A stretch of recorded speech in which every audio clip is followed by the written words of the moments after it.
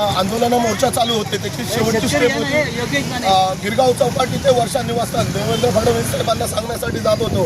परंतु काल अक्षरशः या दळभद्री सरकारने कोकणातील शेतकऱ्यांना अशा प्रकारे वागणूक दिली की कोणत्याही प्रकारचा विचार करू शकत नाही। ज्या पद्धतीत काश्मीरमध्ये आतंकवाद्याने गोळ्या घालताना विचारलं तू हिंदू आहेस की कोण आहेस, त्या पद्धतीत काल अक्षरशः कोकणातल्या शेतकऱ्यांना विचारून अरे तू कोकणातून आलायस का, तू सिंधुदुर्गातून आलायस का, तू रत्नागिरीतून आलायस का, अशा पद्धतीत या दंडुकेशाही पोलिसांनी प्रत्येक शेतकऱ्यांना उठून गाडीत कोंबून आझाद मैदानाला नेलं। त्याचबरोबर काही ठिकाणी लाठीचार्ज केला। या पूर्णपणे सरकारचा जाहीर निषेध करतो आम्ही। यासाठी आज आम्ही इकडे सरकारचा निषेध करण्यासाठी पुतळा फुकलेला आहे।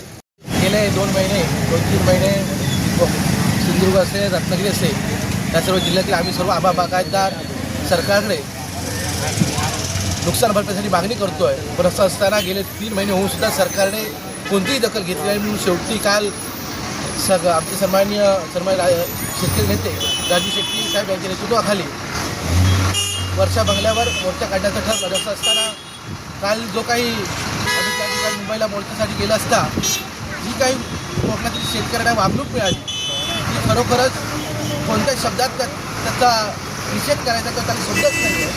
कारण एखाद्या आतंकवाद्यापेक्षाही सर्वसामान्य शेतकऱ्यांना जी ट्रीटमेंट देण्यात आली त्या गोष्टीचा पहिला आम्ही कोकणातील शेतकरी म्हणून त्या गोष्टीचा निषेध करतो।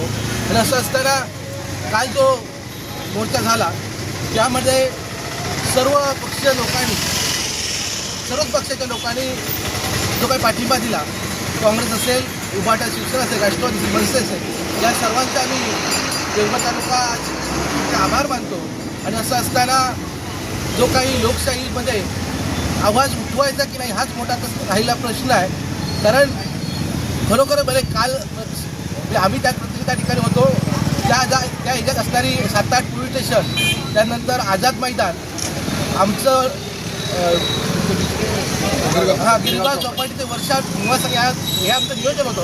आणि असं असताना त्या ठिकाणी जे दानवी शेतकरी होते त्यांना ताब्यात घेऊन जवळच्या नजदीकच्या पोलीस स्टेशन, रेल्वे स्टेशन असतील, रेल्वे स्टेशनसुद्धा ताब्यात घेऊन कुठे भेटतील ते कोकणाचा माणूस दिसला की त्याला जवळ नजीकच्या पोलीस स्टेशनमध्ये घेऊन जात असत। आणि असं असताना काही जास्त लोकांचा मॉब असला तर ते आझाद मैदानावर जात होते। आणि शेवटी हा जो काही आमचा न्याय हक्कासाठी जो काही आम्ही काल सलसित मार्गाने आम्ही जाणार होतो ते कुठे या दंडुकेशाही सरकारने आवाज दाबण्याचा जो काही प्रयत्न केला। आणि मी नक्कीच सांगतो या गोष्टीमुळे नक्कीच कोकणातला शेतकरी 100% दुखावला। याचा उत्तर कोकणातला शेतकरी एक ना एक दिवस नक्कीच देईल।